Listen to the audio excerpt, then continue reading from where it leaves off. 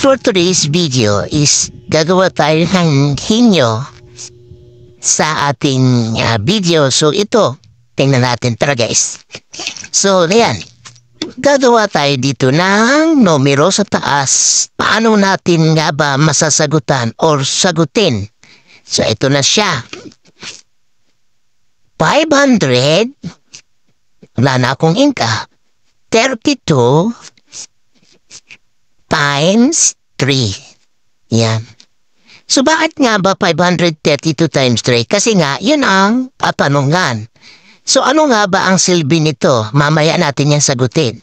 So ngayon, paano natin sasagutin yung 532 times 3? Walang gagamit ng calculator guys, no? Dahil napakabilis lang naman yan pag kinalcule nyo. Pero pag minano-mano natin yan is makakakuha tayo ng technique or mang-aral dito sa video na to. So ito, guys, for entertainment purposes only, pero kung para sa inyong mga fruit, pwede nyo pong itry sagutan sa calculator kung natapos nyo na po yung video. Tapusin nyo po yung video kung tama po ba yung ginawa ko. So tara guys. So gagawin ko dito is meron tayong 5 sa taas guys. Now, so yung silbi kasi nitong 3 na to, ito yung sinasabi ko na mamaya natin. Bakit may 3 sa baba? This because of times, no? Siya yung nagdadala ng katanungan. 532 times 3. So, ang silbi nito is guguhit tayo ng tatlo. 1, 2, 3. Diba?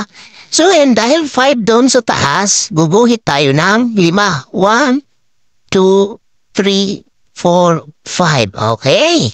So, ngayon, para mabilis, bibilangin na natin yung ginuhit natin. 1, 2, 3, 4, 5, 6, 7, 8, 9, 10, 11, 12, 13, 14, 15. It's just because is 3 times 5. Yan, di ba? So equals 15, di ba? So ngayon, ganyan na. Ngayon, isusunod natin yung 3. Bakit nga ba ako guguhit ulit ng 3? Dahil ito nga ang silbi nito is katanungan ulit. So, ulitin ko, ha? So, ngayon, dahil may 3 doon sa taas, guys, may 3 doon sa taas.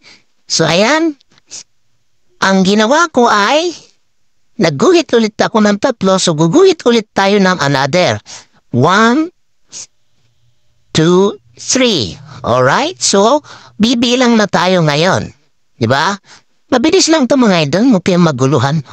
1, 2, 3, 4, 5, 6, 7, 8, 9. So, equals, guys, 9. O, diba? So, napakabilis lang. Ano nga ba? Paano nga ba ang sagot dyan? Porhin nyo lang tayo, guys. So, ito. Ngayon, eto na. So, para mas maliwanag, so, ito. Ang gagawin ulit natin is guguhit ulit tayo ng 3. 1, 2, 3. Dahil ito lang naman yung nandun sa taas, so ang iguguhit natin ay 1, 2. Ba?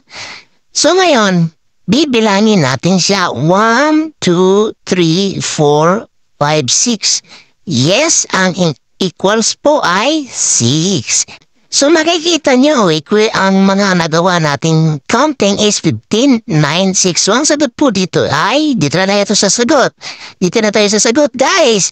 1,596. Ayan. 1,596. So guys, calculator nyo na kung mali yung ginagawa ko. Di ba? So, yun yung mga silbi niyan. Yan. Silbi nito, itong 3 guhit na ganyan, pa-slide.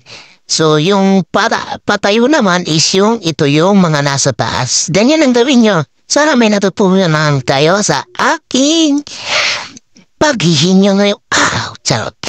Joke lang. So, hanggang dito na lang, guys.